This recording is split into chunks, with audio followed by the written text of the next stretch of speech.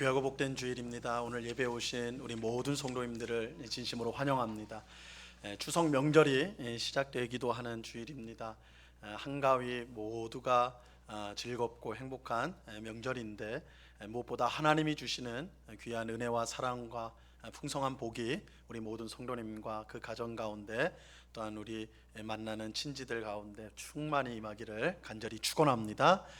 우리 성도님 간에 반갑게 인사 나누겠습니다. 우리 앞뒤 좌우로 보시면서 사랑합니다, 축복합니다, 이렇게 인사 나누시기 바랍니다.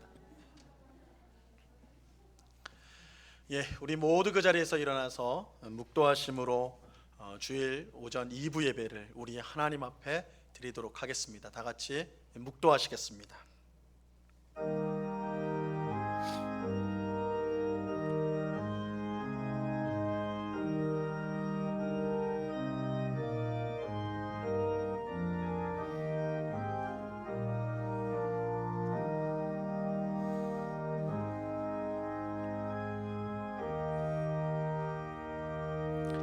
오라 우리가 여호와께 노래하며 우리의 구원의 반석을 향하여 즐거이 외치자.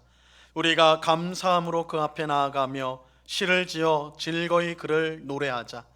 여호와는 크신 하나님이시요 모든 신들보다 크신 왕이시기 때문이로다. 아멘. 참 좋으신 아버지 하나님, 귀하고 복된 주일을 맞아 주님을 사랑하는 주의 백성들이 한자리에 모였습니다. 이 시간 주님을 사랑하는 주의 백성들이 드리는 예배를 하나님 기쁘게 받아 주시옵소서. 또한 예배드리는 저희의 심령 가운데 한량없는 은혜와 복으로 충만하게 하여 주시옵소서. 아버지 하나님, 이 시간에 우리 모든 더러운 죄를 주님 앞에 고백하오니 십자가 보혈로 깨끗이 씻어 주시옵소서. 성령으로 충만하게 하셔서 주님의 뜻에 순종하는 삶을 살아갈 수 있도록 우리를 새롭게 하여 주시옵소서. 이 시간 여러 가지 세상의 무거운 짐을 가지고 눈물과 한숨으로 나온 주의 백성이 있다면 그 눈물을 닦아주시고, 한숨이 변하여 찬송이 되게 하시며 기쁨의 외침이 될 수 있도록 은혜 내리워 주시옵소서. 오늘 예배를 통하여 우리를 만나주시고 은혜 주실 주님께 감사와 찬양을 올려드리오며 예수 그리스도 이름으로 기도드리옵나이다. 아멘.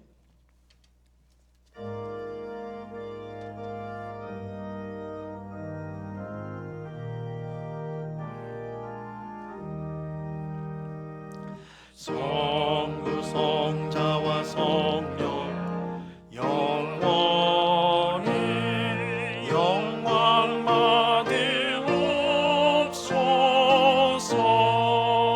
대초로 지금까지 또 길이 영원 무궁 성삼위 때 영원. 아멘.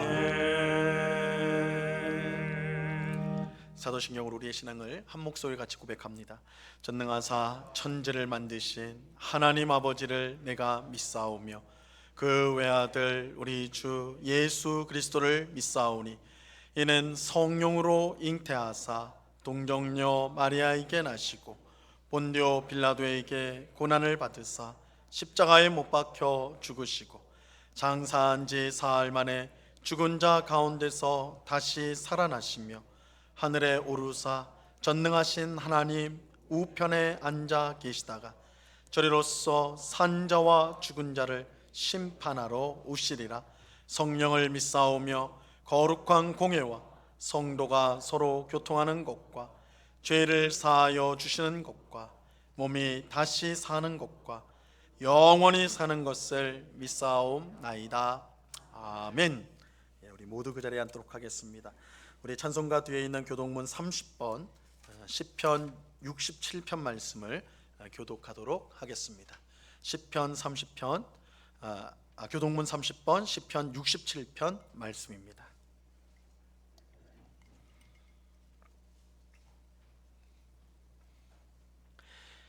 교독문 30번 하나님의 말씀을 교독합니다. 하나님은 우리에게 은혜를 베푸사 복을 주시고 그의 얼굴빛을 우리에게 비추사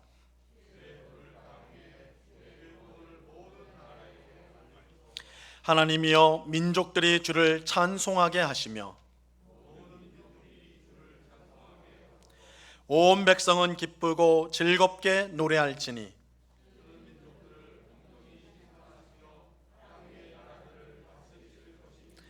하나님이여 민족들이 주를 찬송하게 하시며 모든 민족으로 주를 찬송하게 하소서.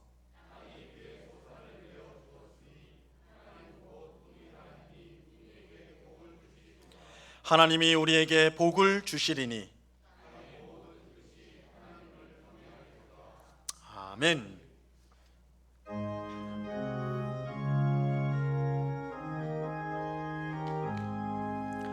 찬양하라 복되신 구세주 예수, 백성들아 사랑을 전하세. 경배하라 하늘의 천군과 천사, 주님 앞에 영광을 돌리세. 목자같이 우리를 지키시고 종일 품에 늘 안아주시니 찬양하라 높으신 권세를 찬양 찬양 찬양 영원히 드리세. 찬양하라 복되신 구세주 예수, 우리 대신 죽임을 당했네. 구주 예수 영원한 구원의 소망, 경배하며 겸손히 절하세. 찬양하라 우리 죄 지신 예수, 그의 사랑 한없이 크셔라. 찬양하라 높으신 권세를 찬양 찬양 찬양 영원히 드리세. 찬양하라 복되신 구세주 예수, 천사들아 즐겁게 찬양해. 구주 예수 영원히 다스리시니 면류관을 주 앞에 드리세.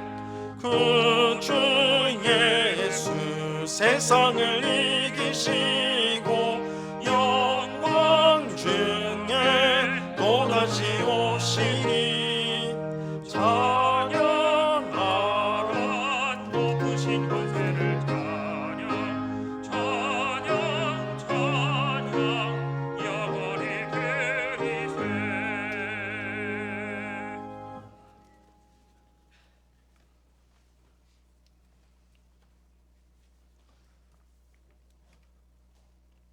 너희는 세상의 소금이니 소금이 만일 그 맛을 잃으면 무엇으로 짜게 하리요. 사랑과 은혜가 풍성하신 하나님 아버지, 거룩하고 복된 주일 저희들의 발걸음을 주의 전으로 인도하시고 말씀과 찬양과 기도로 하나님 앞에 예배드리며 영광 돌리게 하심을 감사드리옵나이다. 지난 한 주간 주님의 말씀대로 살아가지 못하고 정결하지 못했던 저희들의 죄와 허물을 회개하오니 십자가 보혈의 피로 용서하여 주시옵소서. 오늘 예배를 드릴 때 성령의 새 힘을 받아 영적 싸움에서 믿음으로 승리하는 저희가 되게 하여 주셨기를 간절히 기도하옵나이다. 우리나라와 민족을 사랑하시고 지금까지 지켜주신 하나님 아버지, 이 땅 위에 참된 평화를 허락하여 주시옵소서. 나라의 지도자들과 국민들에게 겸손함을 허락하시고 모두 하나님을 경외하고 신실되게 하셔서 연이어지는 질병의 위협과 경제의 위기에서도 본인의 사명을 잘 감당하게 하여 주셨기를 바라고 원하나이다. 또한 지속되는 분단의 역사가 평화적으로 하나 되게 하셔서 복음으로 빛의 사명을 감당하는 나라 되게 하여 주시옵소서. 우리 은국교회를 사랑하시는 주님, 이 지역의 구원의 방주로 교회를 세우시고 복음의 능력으로 우리를 세우셨사오니 한 생명의 구원을 위하여 헌신과 충성이 넘치게 하옵시고 결실의 계절의 모든 일들이 주님 안에서 아름답게 열매 맺고 주님의 영광을 나타낼 수 있도록 축복하여 주셨기를 간절히 바라고 원하나이다. 한자리에서 예배드리지 못하는 모든 성도님들을 살피시고 투병 중에 있는 지체들에게 치유의 평안을, 군복무 중에 있는 자녀들에게는 주님의 보호하심으로, 출타 중인 성도들에게 동행하심으로 우리 모두의 건강과 믿음을 지켜 주시옵소서. 이번 주간은 민족 고유 명절인 추석 연휴로 보내게 되는데 코로나로 인해 많이 모일 수는 없지만 온 가족이 예수님을 잘 믿게 하시옵고 어디에 있든지 함께 예배하며 따뜻한 사랑을 나누며 안전하고 건강한 명절을 보내게 하여 주시옵소서. 이 시간 하나님의 말씀을 선포하실 목사님께 성령의 능력으로 굳건히 붙들어 주셔서 목회 사명을 잘 감당하게 하시고 선포되는 말씀을 통하여 막혀진 우리 귀가 주님의 음성을 듣고 심령이 변화되게 하시어 놀라운 은혜와 성령의 역사가 일어나게 하시옵소서. 각 처소에서 드리는 우리의 예배를 기쁘게 받아 주옵시고 이 모든 간구를 우리의 생명 되신 예수 그리스도의 이름으로 기도드리옵나이다. 아멘.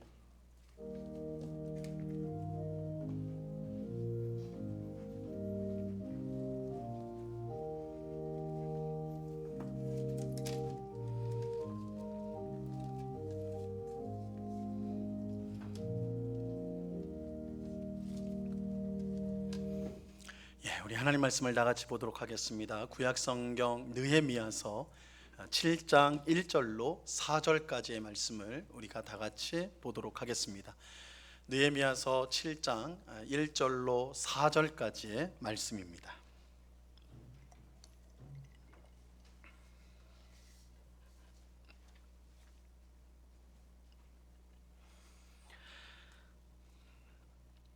느헤미야서 7장 1절로 4절까지의 말씀, 이 시간 하나님께서 우리에게 주시는 말씀입니다. 하나님의 말씀을 들으시기를 바랍니다.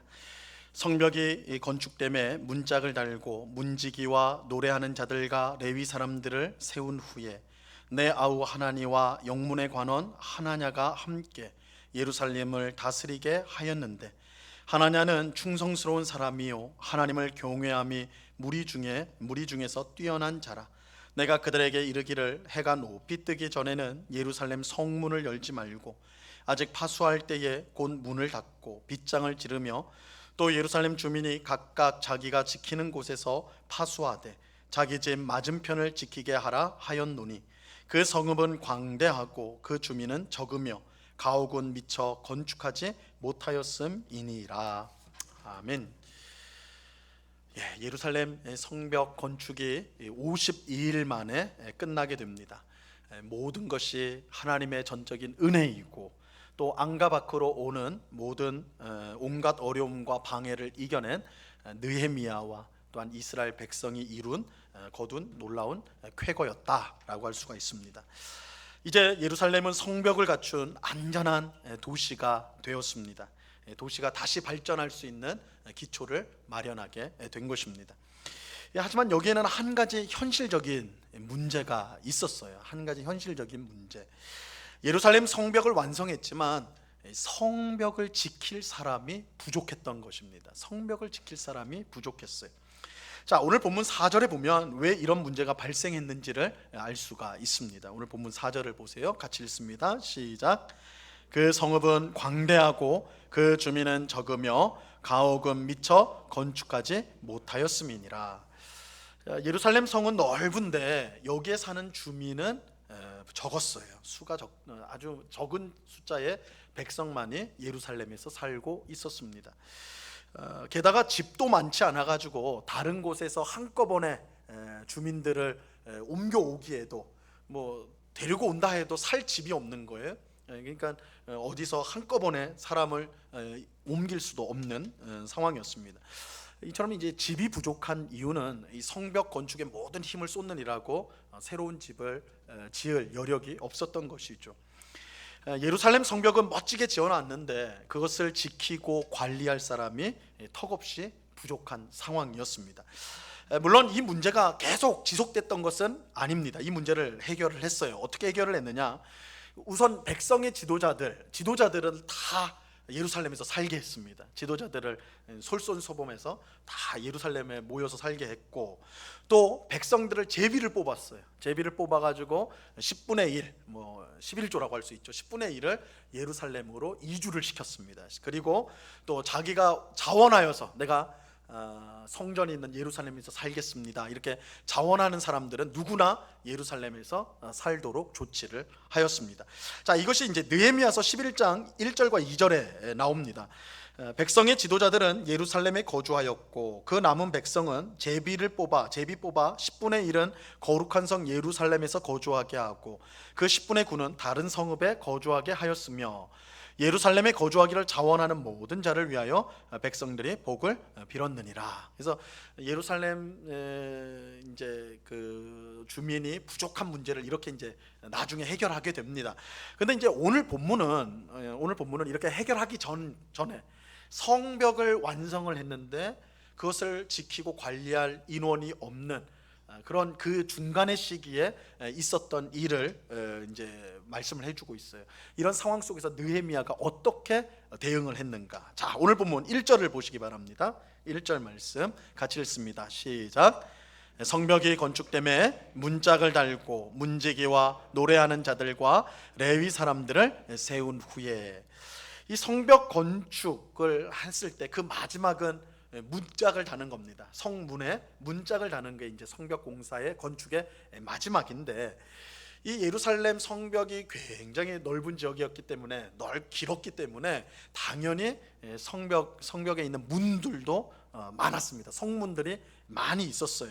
우리가 이제 3장 1절, 3장이 실제로 성벽을 누가 건축했느냐 이제 이야기가 나오는데, 거기에 보면 이 성문이 얼마나 많이 있었는지를 우리가 알 수가 있어요. 3장 1절에 보면 양문이 나옵니다. 양문. 이제 성문 이름을 짐승의 이름에 빗댄 경우가 많았어요. 양문은 양이 통과하는 문, 제물로 드릴, 성전하고 가까운 지역이었어요. 그래서 성전에 드릴 양이 통과하는 곳이다 해서 양문이 있었고, 3장 3절에는 어문, 이거는 또 이제 물고기 문이죠. 그래서 수입 이제 물고기 수입하는 시장하고 이제 가까운 곳이라 할 수 있을 거고, 3장 6절에는 옛문이 있었고, 3장 13절에는 골짜기 문이라고 있어요. 그리고 14절에는 분문, 이 분문은 쓰레기를 버리는 문입니다. 그리고 3장 15절에 샘문, 샘이 가까워서 샘문. 그리고 3장 26절에는 수문, 이것도 마찬가지고 물이 가깝다고 해서 됐고, 3장 28절에는 마문, 이 마는 말맞자, 말이 지나가는 곳이다, 마문이 이렇게 있었습니다. 이게 벌써 여러 개 있죠. 근데 이처럼 성문이 여러 개면 당연히 그 성문을 지키고 관리하는 사람들도 상당히 필요했을 것입니다.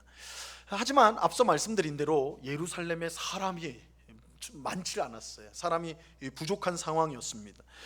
그러니 이렇게 많은 문들을 어떻게 지키고 관리할 것인가, 관리할 사람들을 세울 것인가, 당연히 고민이 되는 상황이었습니다.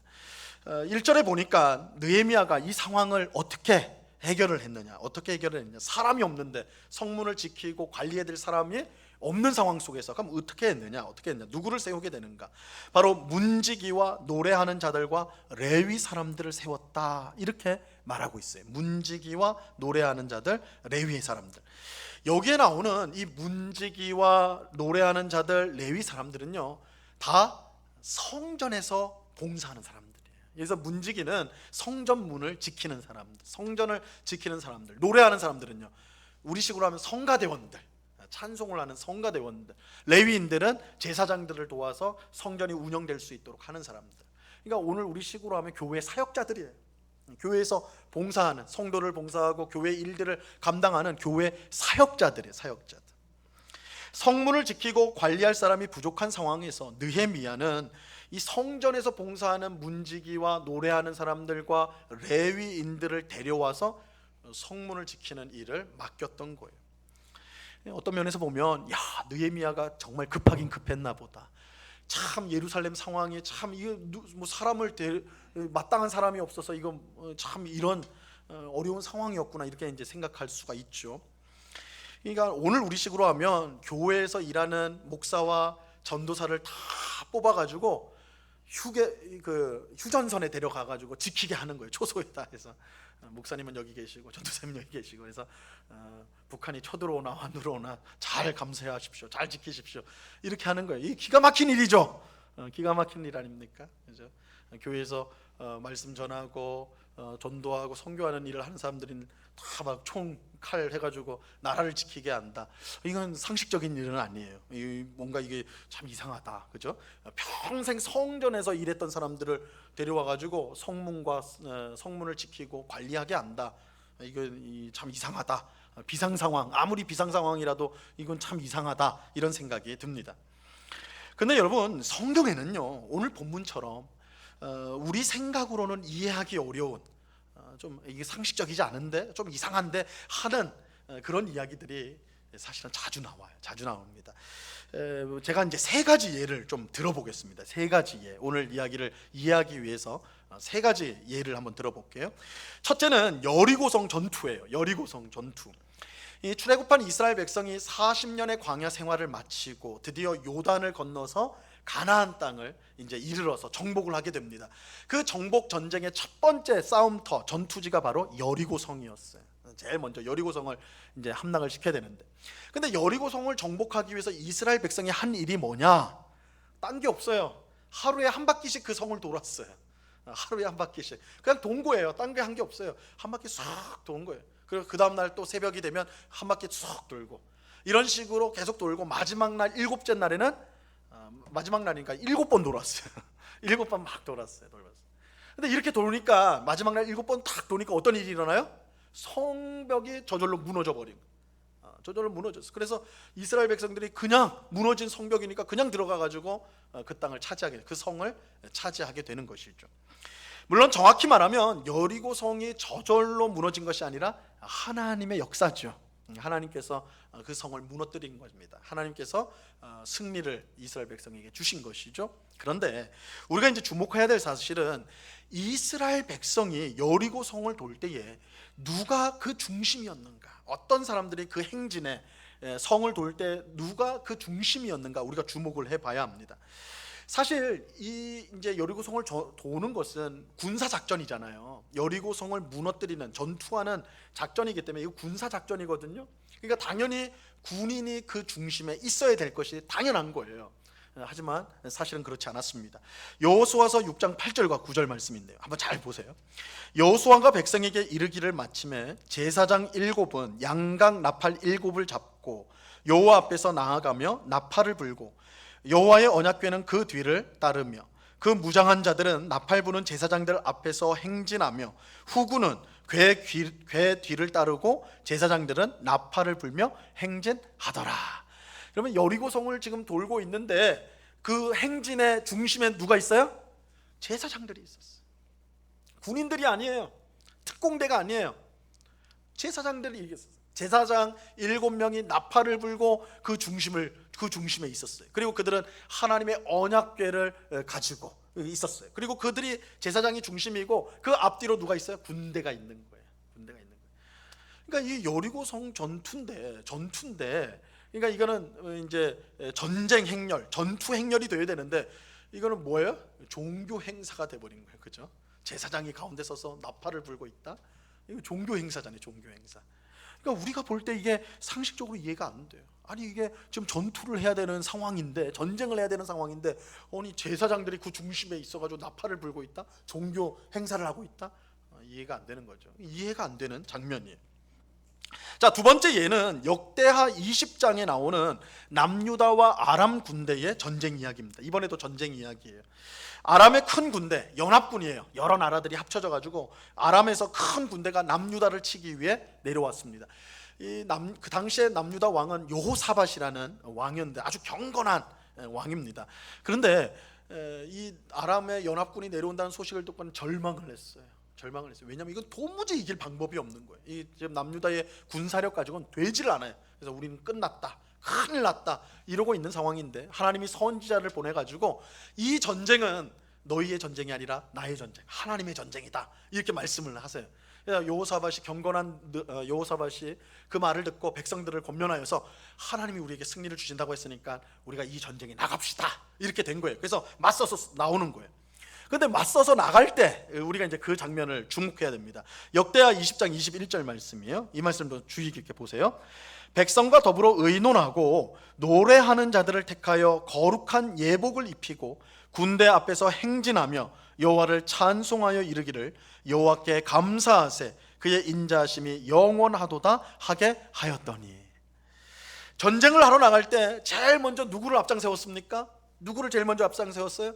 말을 탄 용맹한 기병대가 앞장섰습니까? 아니죠. 활을 막 쏘아서 멀리 있는 적을 해치우는 그런 궁사들, 궁사라고 하죠. 궁사, 활을 쏘는 그 사람들을 앞장세웠어요? 아니죠. 막 전쟁을 아주 잘 수행하는 특공부대, 그죠? 돌격대, 그들을 앞장세웠습니까? 그것도 아니었어요. 다 아니었어요. 누구를 앞장세웠습니까? 노래하는 자들이에요. 노래하는 자들이잖아요. 노래하는 자들을 앞장세웠어요. 여기서 이 노래하는 자들은 오늘 본문에 나오는 성문을 지키게 하였던 이 노래하는 자들하고 똑같아요. 성가대원들입니다. 노래하는 사람들, 찬송을 하는 사람들이에요.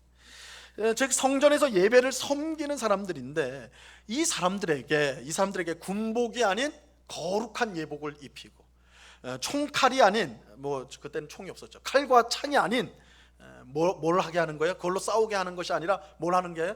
찬송을 하게 하는 거예요. 찬송을 하게. 이거 기가 막힌 거 아닙니까? 지금 앞에는 수십만의 아람의 연합군이 막 몰려오고 있는데 여호사밧의 군대는 앞에 성가대를 앞장 세워가지고 성가대들이 노래를 부르고 있단 말이에요. 하나님께 감사하세 그 인자심이 영원하도다, 찬송하게 하는. 이거 기가 막힌 거 아니에요? 야, 이건 전쟁을 포기할 때나 일어나는 거 아닙니까? 이거 포기하고 그냥 다 죽자, 뭐 이런 거 아니겠어요? 이해할 수가 없어요. 이해할 수가 없죠. 도무지 이해하기 어려운 거예요. 물론 이 전쟁은요, 여호사밧 왕과 남유다의 위대한 승리로 끝이 납니다.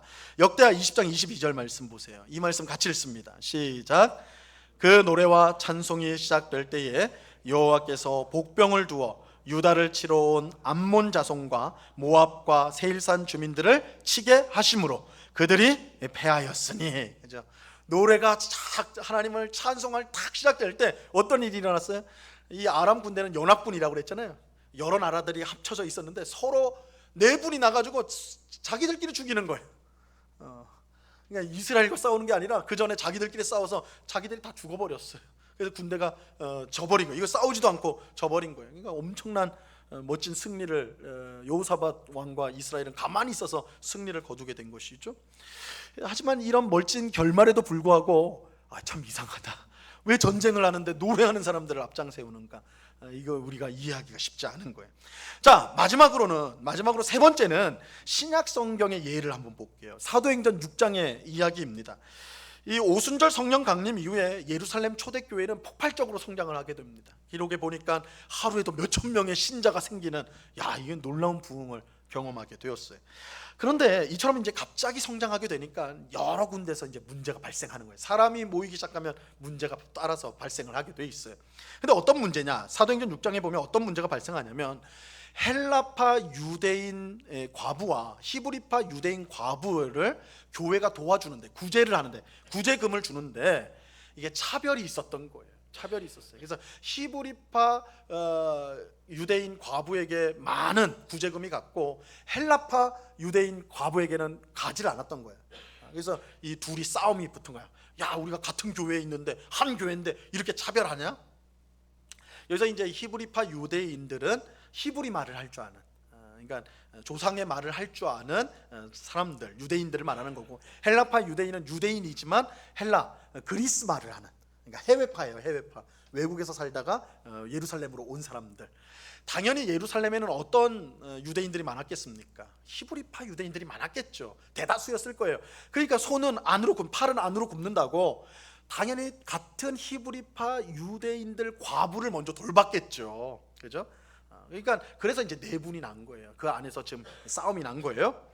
이때 교회의 지도자들이었던 사도들이 이 문제를 해결하기 위해 나섭니다. 사도들은 구제금을 공평하게 나눌 수 있는 사람을 세우려고 합니다. 그래서 이때 이제 세운 사람들, 구제금을 잘 나누기 위해서 세운 사람들이 바로 7명의 안수 집사들이에요. 안수 집사들. 우리가 이제 성경에 우리 이제 교회 직분 중에 안수 집사가 있는데 이 안수 집사의 기원이 사도행전 6장에 나옵니다. 그래서 그들의 원래 일이 뭐였냐면 교회의 헌금을 가지고 어려운 성도들 또한 선교하는 일, 또 교회가 하는 구제의 일들을 감당하게 하는 거, 이게 안수 집사의 고유 직분이에요. 이 직분으로서 이제 주어진 것입니다. 그러니까 교회 헌금을 관리하는 것이죠.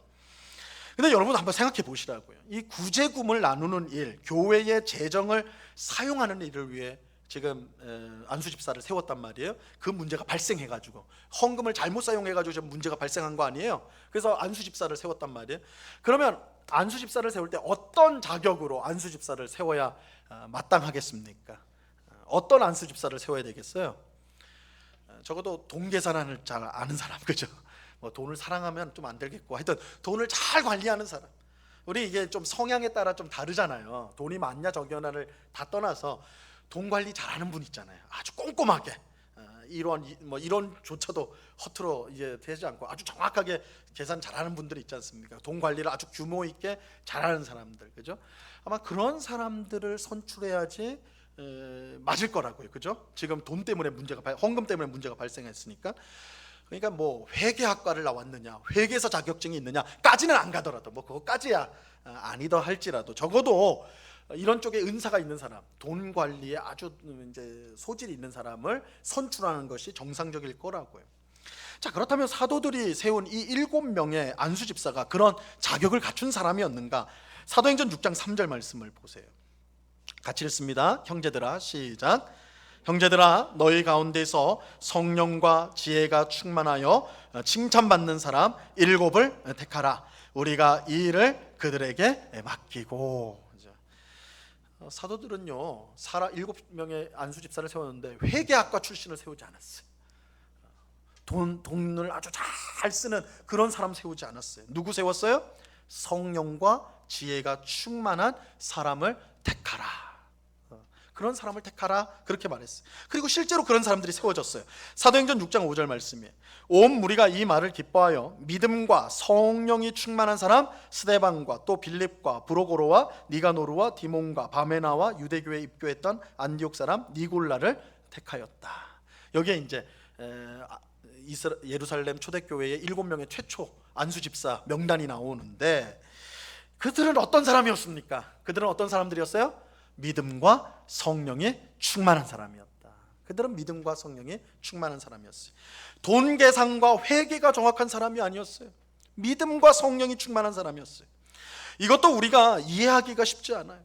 문제를 해결해야 하는 사람이 아니라, 해결할 수 있는 사람이 아니라 믿음이 좋은 사람을 세운 거예요. 그죠? 이것도 이거 왜 이럴까? 문제를 해결할 능력 있는 사람을 세워야 되는데 왜 믿음 좋은 사람을 세웠을까? 우리가 한번 생각해 보면 이것도 부자연스러운 것이죠.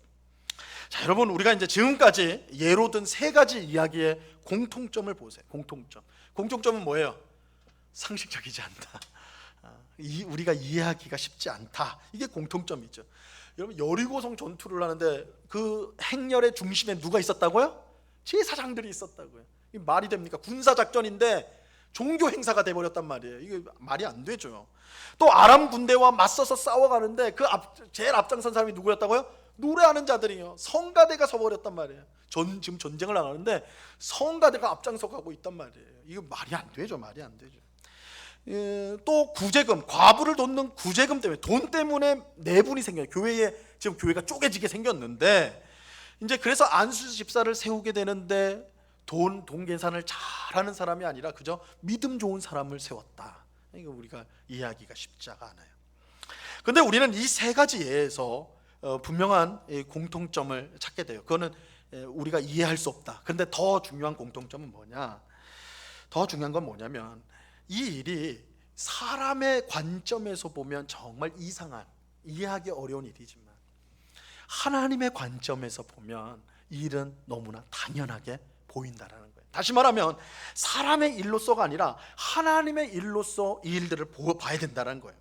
이렇게 생각하면, 하나님의 일로서 생각해 보면 지금까지 이상하게 보이던 모든 것이 실제로는 자연스럽고 당연한 것으로 보이게 됩니다. 여러분, 이스라엘 백성은 그들의 힘을 믿고 지금 여리고성을 무너뜨리려고 한 것이 아니었어요. 그들이 막 좋은 군사력이 있어가지고 우리가 여리고성을 정복하자 이렇게 된 게 아닙니다. 지금 이스라엘 백성은 훈련된 군사들이 아니었어요. 여리고성을 무너뜨리는 그런 작전이나 계략이 있었던 것도 아니었어요. 어쩔 줄을 몰라 하는 거예요. 그들이 여리고성에 온 것은 하나님께서 그 땅을 정복해 주겠다고 약속하셨기 때문에 그 말씀을 믿고 지금 온 거예요. 그러니까 이스라엘 백성이 그 말씀을 믿었기 때문에 그 전투의 행렬의 제사장, 하나님을 섬기는 제사장을 가운데 세운 것은 어떻게 보면 너무나 당연한 거예요. 당연한 거예요. 아람 군대에 맞서서 노래하는 자들, 성가대들을 제일 앞에 세운 것도 마찬가지예요. 이 전쟁은 우리에게 속한 것이 아니라 하나님께 속하였다는 선지자의 말씀을 그들은 분명히 믿었습니다. 그렇기에 하나님을 찬송하는 찬양대를 제일 먼저 세울 수가 있었던 거예요. 하나님, 이건 하나님의 전쟁이다, 하나님이 승리를 주신다 약속했기 때문에, 그것을 믿었기 때문에 성가대를 앞장 세울 수가 있었던 거예요. 구제금을 공평하게 나눠주는 일도 그저 사람의 상식과 경험이 아니라 하나님의 지혜로 해야 된다는 것을 믿었기 때문에 동계산을 잘하는 사람이 아니라 믿음과 성령이 충만한 사람을 안수집사로 그들이 세울 수가 있었던 것입니다. 사실 이러한 일들은요, 하나님을 믿지 않는 세상 사람들이 할 수 있는 일이 아닙니다. 세상 사람들이 오늘 이야기, 이 세 가지 이야기를 쭉 들으면 한심하죠. 말도 안 되는 짓이라고 생각을 하죠.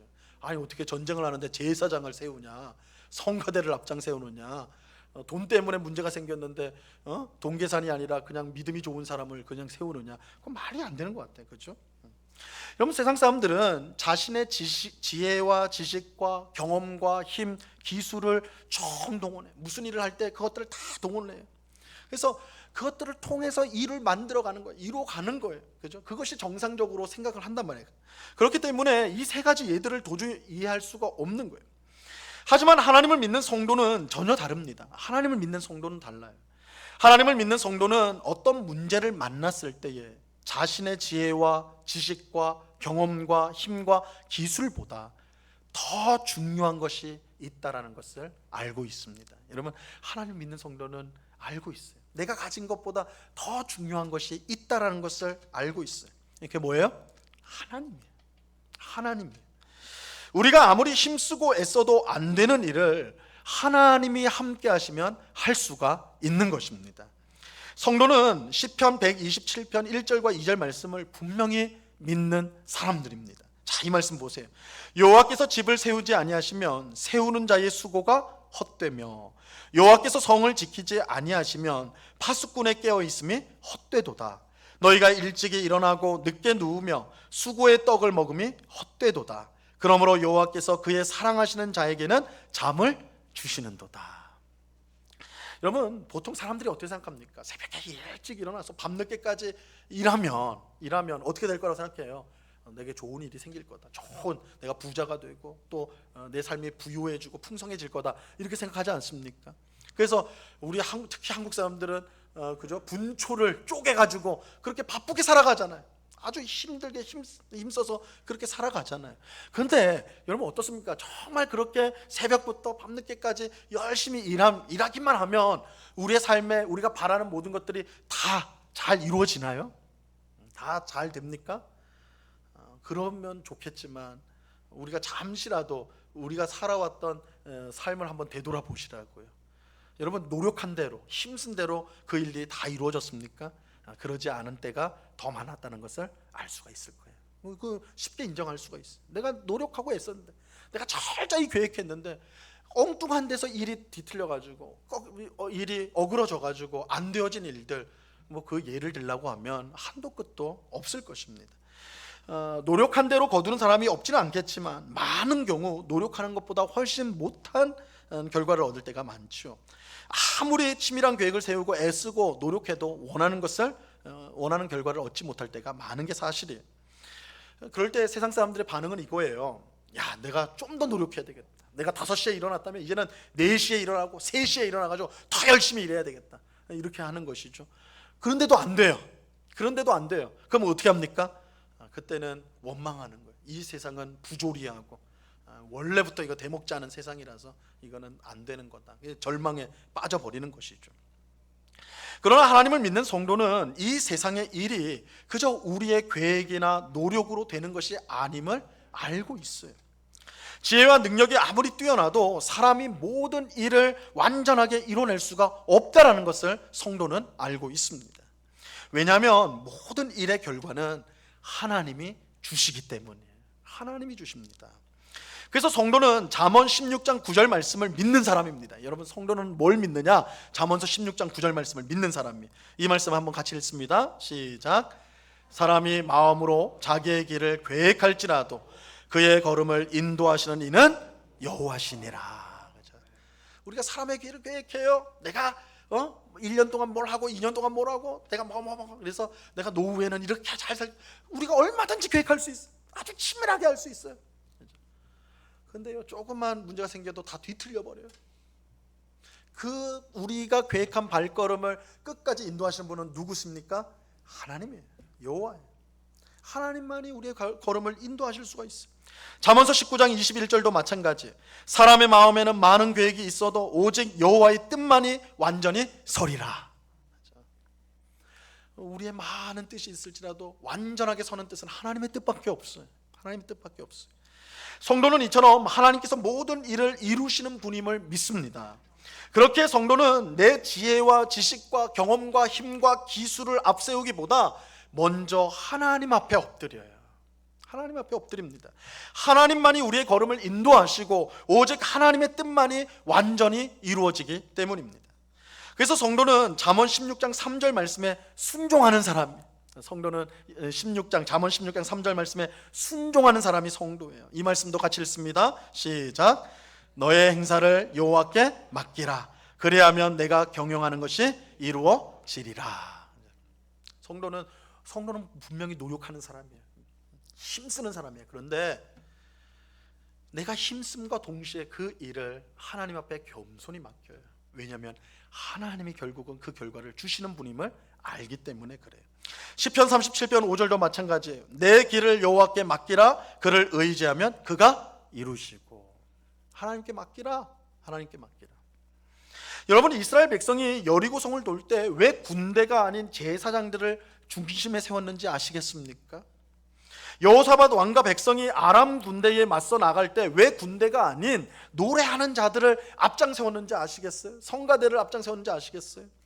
구제금 때문에 교회가 싸울 때 왜 돈을 잘 계산하는 사람이 아니라 믿음과 성령이 충만한 사람을 세웠는지 아시겠습니까? 그들은 자신들의 행사를 하나님께 맡긴 거예요. 하나님께 맡긴 거예요. 결국 승리는 하나님이 주시는 것이다. 교회를 평안케 하시는 것은 하나님이 하시는 것이다. 우리가 노력을 하지만, 최선을 다하지만 하나님이 도우셔야 된다. 그렇기에 그들은 제사장을 중심에 뒀고 성가대를 앞장 세웠고 믿음과 성령이 충만한 안수 집사를 그들은 세웠던 것입니다.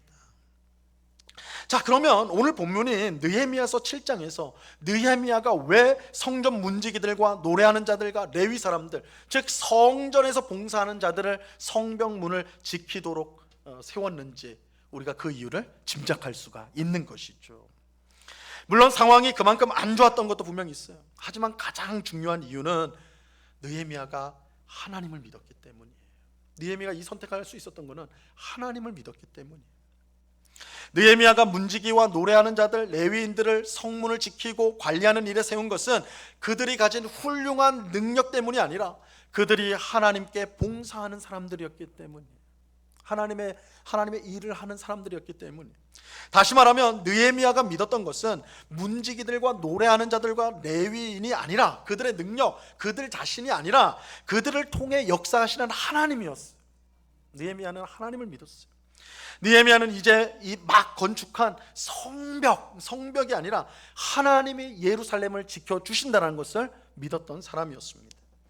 느헤미야가 이처럼 이 성전에서 일하는 사람들을 세운 것은 그의 믿음을 고백한 것과 같다고 할 수가 있는 것이죠. 또 이것은 예루살렘을 다스리는 일에 하나니와 또 하나냐라는 두 사람을 세운 것에서도 우리가 볼 수가 있어요. 자, 오늘 본문 2절 말씀을 보시기 바랍니다. 오늘 본문 2절 같이 읽습니다. 시작. 내 아우 하나니와 영문의 관원 하나냐가 함께 예루살렘을 다스리게 하였는데 하나냐는 충성스러운 사람이요 하나님을 경외함이 무리 중에서 뛰어난 자라.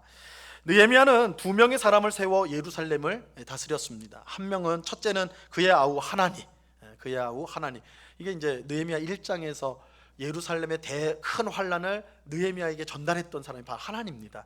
그죠? 이 사람이에요. 그래서 유명한 사람이죠. 하나니, 느헤미야의 동생 하나니. 둘째는 하나냐라는 사람인데 이 느헤미야의 아우 하나니는 워낙 잘 알려져 있었던 것 같아요. 그래서 설명이 없어요. 이 사람이 어떤 사람이냐, 설명이 필요 없는 사람, 유명한 사람이었어요.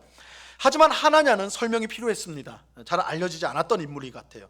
그런데 하나냐에 대한 설명을 우리가 주목을 해봐야 됩니다. 그가 통치자로서 얼마나 지혜롭고 지식이 많고 경험이 많고 능력이 뛰어난지에 대해서 전혀 말씀하지 않아요.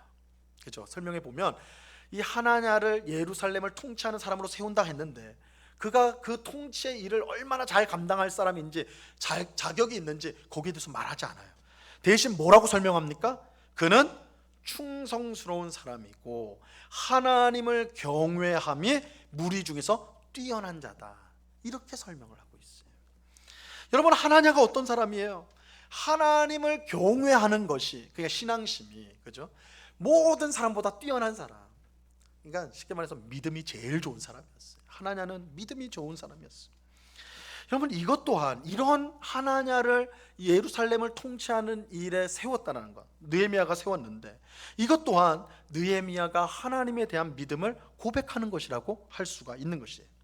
그는 하나님을 경외하는 사람을 세워서 예루살렘을 다스리도록 한 것입니다. 이것은 뭐예요? 하나님께서 예루살렘을 친히 다스리기를 바란다는 것을 드러내는 거예요. 그의 믿음을 드러내는 거예요. 하나님이 예루살렘을 다스리옵소서. 물론 여기서 우리가 이제 주목해야 될 것입니다. 주의해야 될 것이 있어요. 주의해야 되는 것, 조심해야 되는 것. 오늘 설교를 듣고 이렇게 생각할 수가 있어요. 믿음이 제일 중요하구나. 물론 믿음이 중요하지만 믿음이 제일 중요하구나.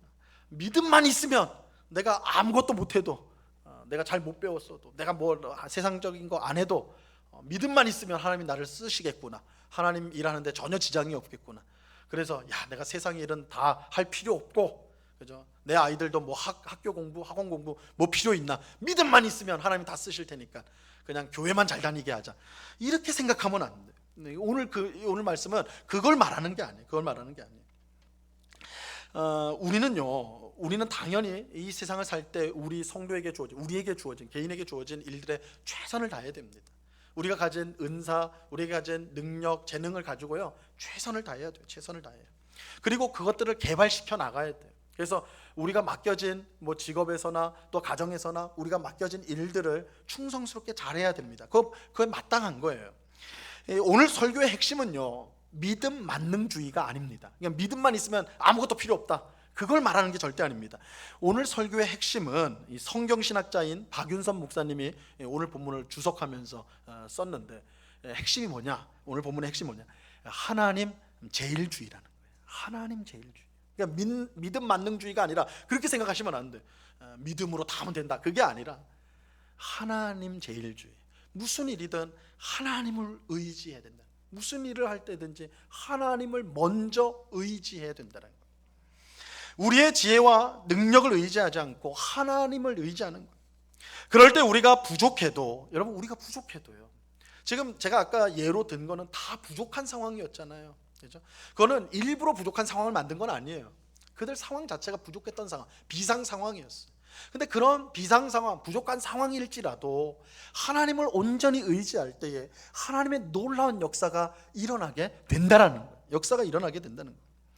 느헤미야가 문지기들과 노래하는 자들, 레위인들을 성벽문을 지키고 관리하는 일로 세운 것, 또 하나님을 경외하는 하나냐를 통치자로 세운 것은, 결국 예루살렘을 지키는 것은 사람이 아니라 누가 지키는 거예요? 하나님이 지킨다는 것을 그가 믿었기 때문에 이 선택을 한 것입니다. 그렇기 때문에 그렇게 세상 사람들이 볼 때는 무모하고 이해할 수 없는 결정처럼 보일지라도 실제로는 가장 지혜로운 결정이 되는 것입니다. 우리는 지혜와 지식, 경험과 힘과 기술을 열심히 향상시켜야 됩니다. 여러분, 우리가 이 세상에서 하는 일들에 최선을 다하셔야 됩니다. 믿으면 된다, 믿음이면 된다, 예수만 믿으면 다 된다, 저절로 된다, 아니에요. 최선을 다하셔야 돼요. 열심히 사셔야 돼요. 직업에서도 여러분이 갖고 있는 직업, 회사, 장사, 뭘 하든지 간에 최선을 다하십시오. 열심히 하십시오. 왜냐하면 그 모든 것이 하나님이 우리에게 주신 것이기 때문이에요. 그렇죠? 열심히 해야 됩니다. 하지만 이런 것들을 다 가졌다 할지라도 내가 모든 일을 할 수 있는 것은 아니라는 것을 아셔야 돼요. 내가 하는 일에 내가 제일 전문가예요. 나보다 더 좋은 기술을 가진 사람이 없어요. 지식을 가진 사람이 없어요. 그럴지라도 먼저 하나님을 의지하시라는 거예요. 그럴지라도 내 능력으로 충분히 할 수 있는 일이 내 앞에 있다 할지라도, 그 일을 한다 할지라도 먼저는 하나님을 의지하라는 거예요. 하나님 제일주의. 왜냐하면 일의 결과를 주시는 분은 하나님이시기 때문에. 내가 어떤 일을 해야 되는데 내가 부족해요. 내가 가진 것이 별로 부족해요. 지금 당장 어떻게 할 수 없는 비상 상황이에요. 마찬가지예요. 그때도 하나님을 의지하셔야 돼요. 물러서거나 또한 도망갈 것이 아니라 내가 부족하지만 하나님께서 이 일을 나에게 맡기신다면 하나님께서 이 일의 결과를 주실 줄로 믿고 하나님을 의지하는 가운데 내가 할 수 있는 일을 하셔야 되는 거예요. 그럴 때 하나님께서 우리의 부족함에 구애받지 않고 하나님의 위대한 일을 우리를 통해 이루어 주시는 것입니다. 여러분, 내가 열심히 집을 지어도요, 하나님이 세워주지 않으면 소용이 없어요. 내가 열심히 성을 지켜도 하나님이 지켜주지 않으면 소용이 없어요. 여러분, 자녀들 키워본 분들은 다 이거 고백할 수밖에 없을 거예요. 여러분, 얼마나 어렸을 때부터 아끼고 사랑하여서 자녀를 키워갑니까? 그죠? 정말 정성껏 내 생명을 주고서라도 키우는 거 아닙니까? 그죠? 근데 그 아이들이 여러분의 뜻대로 되던가요? 움직이던가요? 살던가요? 그러지 않거든요. 그러지 않아요. 이거만큼 다 와닿는 게 없잖아요. 그죠?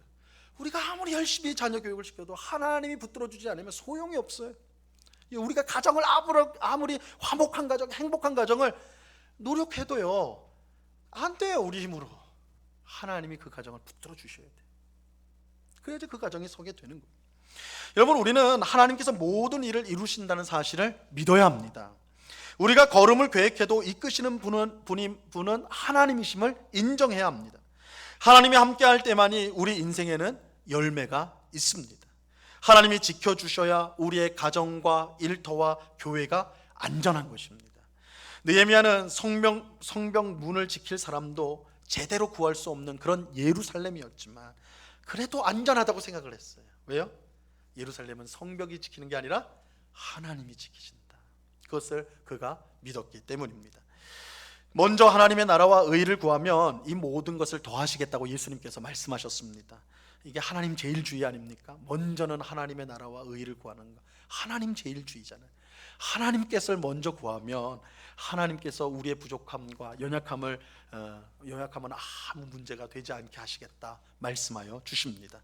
우리가 하나님 제일주의로 살아갈 때에요, 여리고성이 저절로 무너진 것처럼 우리 앞에 놓여있는 태산 같은 문제들이 무너지게 될 것입니다. 우리가 하나님 제일주의로 살아갈 때 아람 군대가 스스로 자멸했던 것처럼 우리를 공격한 모든 원수가 자멸하게 될 것입니다. 우리가 하나님 제일주의로 살아갈 때에 가정과 교회의 다툼이 화평으로 변하게 될 것입니다. 우리가 하나님 제일주의로 살아갈 때 예루살렘이 안전했던 것처럼 우리의 가정과 일터와 교회는 항상 안전하게 될 것입니다. 그러므로 하나님을 믿고 의지하는 오늘 우리 모두가 될 수 있기를 간절히 바랍니다. 여러분, 우리가 최선을 다하셔야 돼요. 가정에서도 최선을 다하셔야 됩니다. 일터에서도 최선을 다하셔야 됩니다. 믿음이면 다 된다 그거 아니에요. 최선을 다하셔야 돼요. 그런데 최선을 다할 때 하나님 제일주의예요. 내 능력으로 되는 게 아니라 하나님이 도우셔야 된다는 것을 인정하셔야 됩니다. 그래서 무슨 일이든 내가 능히 할 수 있는 일이라도 먼저 하나님 앞에 엎드리십시오. 하나님의 도우심을 구하시고 하나님의 인도하심을 구하시고 그리고 여러분이 가지고 있는 최선을 다해서 그 일을 감당하십시오. 그러면 하나님께서 귀한 열매를 여러분에게 주실 것입니다. 하나님이 주신 일이 있는데 여러분이 부족해요. 여러분이 가진 것이 많지 않아요. 너무 두려워하지 마세요. 하나님이 그 일을 허락하셨다면 그 일을 감당할 능력도 주실 것입니다. 하나님을 의지하셔야 됩니다. 엎드리셔야 됩니다. 하나님 제일주의로 가는 것이 가장 안전한 것입니다. 오늘 느헤미야가 어떡합니까? 성벽을 지킬 사람이 없는데 그때 성전에서 일하는 사람들을 세웠어요. 비상 상황이에요. 말도 안 되는 상황이에요. 그런데 하나님이 저들을 통해서 지키신다. 저들이 중요한 게 아니에요. 하나님이 지키신다. 그렇게 할 때에 그 예루살렘 성은 이 세상 어느 견고한 성보다 더 견고한 성벽이 될 수가 있었던 것입니다. 이러한 사실을 꼭 기억하고 매사에 하나님 제일주의로 살아가는, 하나님의 돌보심과 인도하심과 열매 주심을 바라보면서 믿음으로 살아가는 우리 모두가 될 수 있기를 우리 주님의 이름으로 간절히 축원합니다. 기도하겠습니다. 하나님 아버지, 감사합니다. 주님, 지금 예루살렘에는 멋진 성벽을 지어놨지만 그 성벽을 지킬 사람을 구할 수가 없었습니다. 비상 상황입니다. 이때 느헤미야는 성전을 지키는 문지기들과 성가대원들과 레위인들을 대신하여 세웠습니다. 말도 안 되는 일입니다. 상식에 벗어난 일입니다. 그러나 느헤미야는 믿음으로 일을 했습니다. 사람이 예루살렘을 지키는 것이 아니라 하나님께서 지키신다.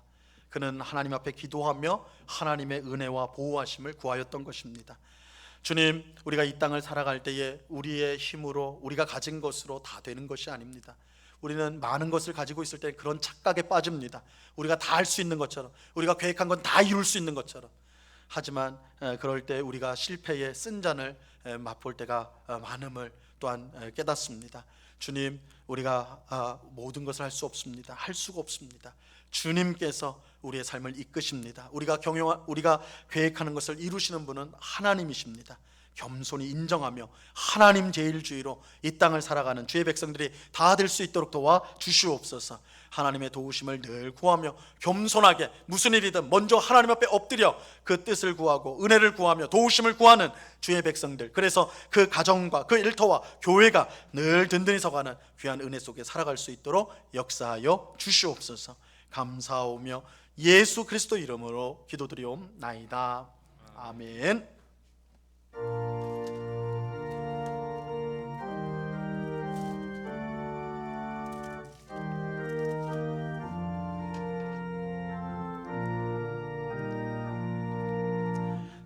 근심 걱정 말아라.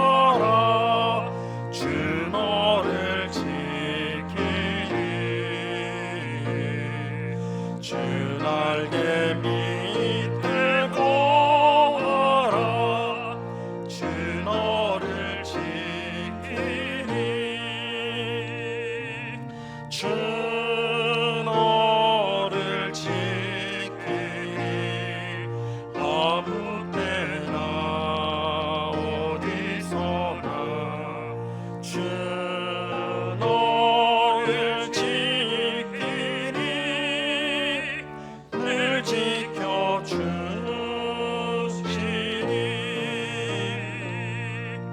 어려워 낙심될 때에 주 너를 지키리. 위험한 일을 당할 때 주 너를 지키리. 주 너를 지키리. 아무 때나 어디서나 주 너를 지키리. 늘 지켜주시니.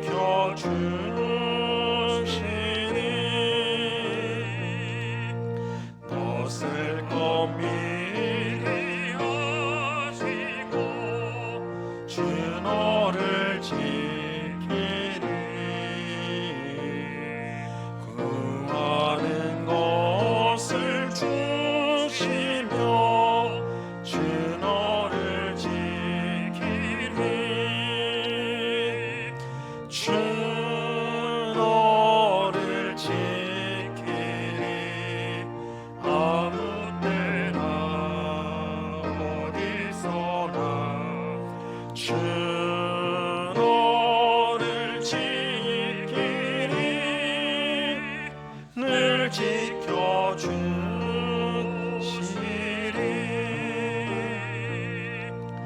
어려운 시험 당해도 주 너를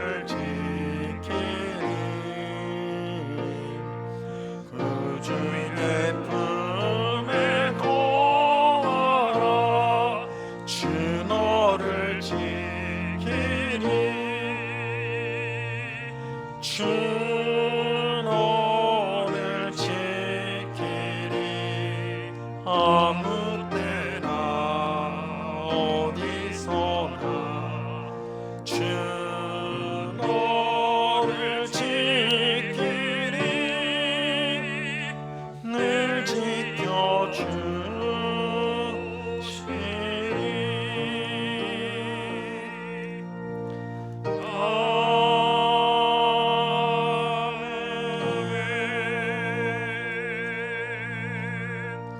하나님께 감사를 드립니다. 범사에 내리신 은혜에 감사를 드립니다. 하나님, 주님의 딸이 언제까지 수술실에 드나들어야 하는지 두렵습니다. 딸을 불쌍히 여기사 주께서 품어주시기를 원합니다. 하나님의 은혜에 감사합니다. 범사에 감사합니다. 같이 기도하겠습니다. 하나님 아버지, 참 감사합니다. 지난 한 주간도 하나님의 은혜 가운데 우리를 지켜주시고 붙들어 주심을 감사합니다. 우리는 늘 믿음이 없어서 주님께 등을 돌릴 때가 많고 보이지 않는 하나님보다 눈에 보이는 세상을 의지할 때가 많은 저희들입니다. 그러나 하나님은 그런 저희들을 버리지 아니하시고 언제나 사랑하여 주시고 우리의 부족함을 채워주시고 우리를 언제나 푸른 풀밭 실만한 물가로 우리의 발걸음을 인도하여 주십니다.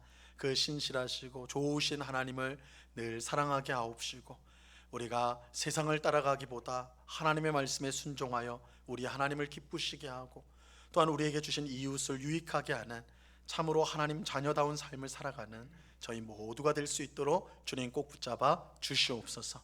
하나님 베푸신 은혜에 감사하여서 이 시간 여러 명목의 헌금을 주님 앞에 드립니다. 하나님 기쁘게 받아 주시옵소서.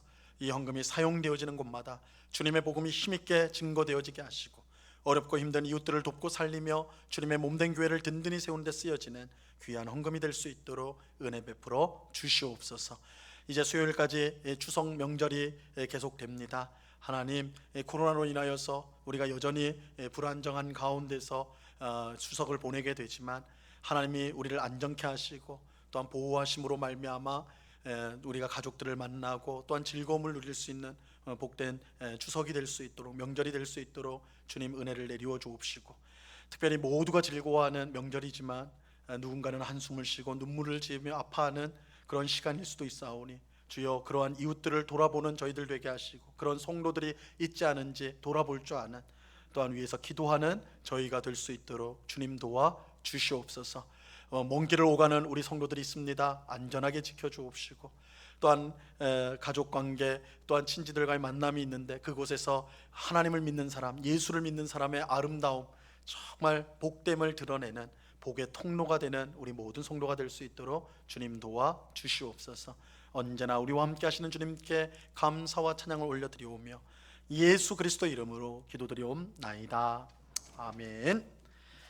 우리 교회 소식을 전하도록 하겠습니다. 주보 마지막 면을 봐주시기를 바랍니다. 우리 추석 기간 중 기도회 및 모임을 안내해 드립니다.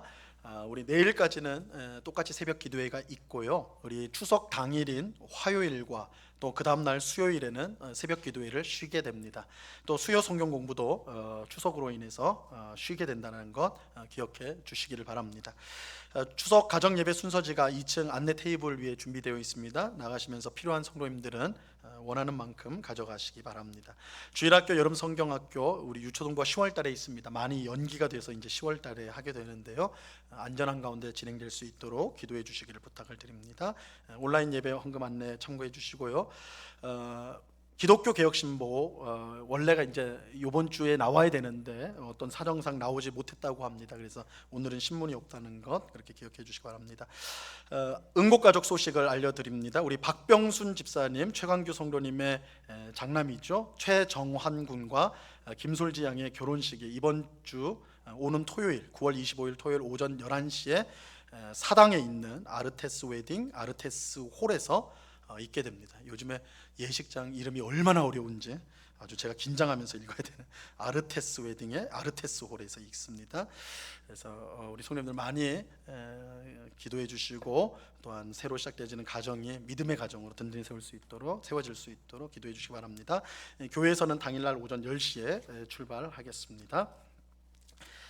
그리고 주보에 나와 있지는 않은데요. 우리 성가대로 잘 섬기시는 우리 임영희 집사님의 모친 친모 어머님이시죠. 어머니 김옥순 집사님이신데 지난 주간에 소천을 하셨습니다. 그래서 장례가 이미 이제 마쳤다고 그래요. 그래서 코로나이기도 하고 또 명절을 앞에 둬서 교회에 미리 알려주지 못했다라고 그렇게 이제 이야기를 전하셨습니다.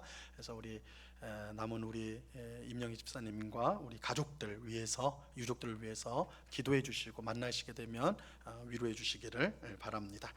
예, 오늘 예배에 우리 귀한 우리 성도님 참여했습니다. 우리 보라, 우리 청년부에서 어릴 때부터 신앙생활을 잘해왔는데 우리 김보라 청년인데 결혼을 하게 됩니다.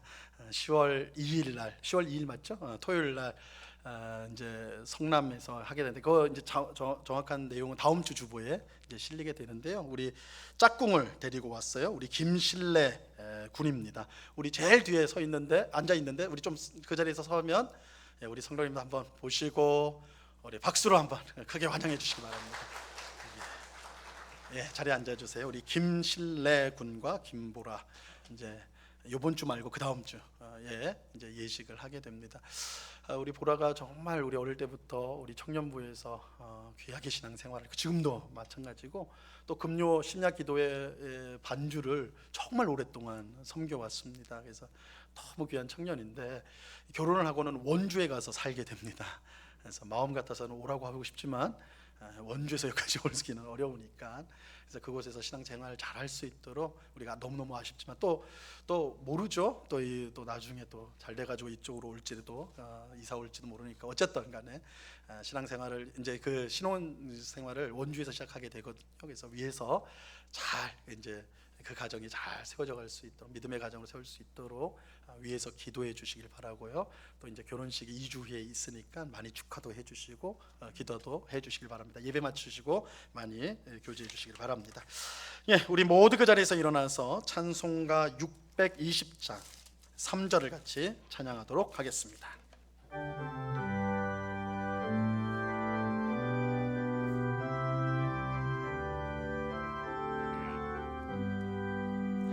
여기에 모인 우리 사랑 많은 주의 자녀라 주께서 뜻하신 바 우리 통해 펼치신 나 고통과 슬픔 중에 더욱 주님 의지하오니 어려움 이겨내고 주님 더욱 찬양하라 이 믿음 더욱 굳세라 주가 지켜주신다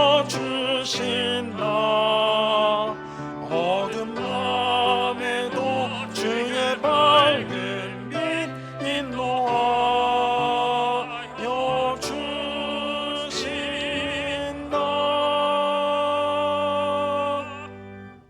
지금은 우리 주 예수 그리스도의 은혜와 아버지 하나님의 극진하신 사랑과 성령 하나님의 교통하심과 충만케 하심과 늘 동행하심이 하나님 제일주의로 무슨 일을 하든 먼저 하나님 앞에 엎드려 도우심을 구하며 은혜를 구하며 그렇게 우리에게 맡겨진 모든 것을 감당하기로 그 마음에 소원하고 다짐하는 주의 사랑하시는 모든 성도들의 심령 위에 그 가정 위에 그 일터 위에 주님의 몸된 교회 위에 이제로부터 영원토록 함께하기를 간절히 축원하옵나이다. 아멘.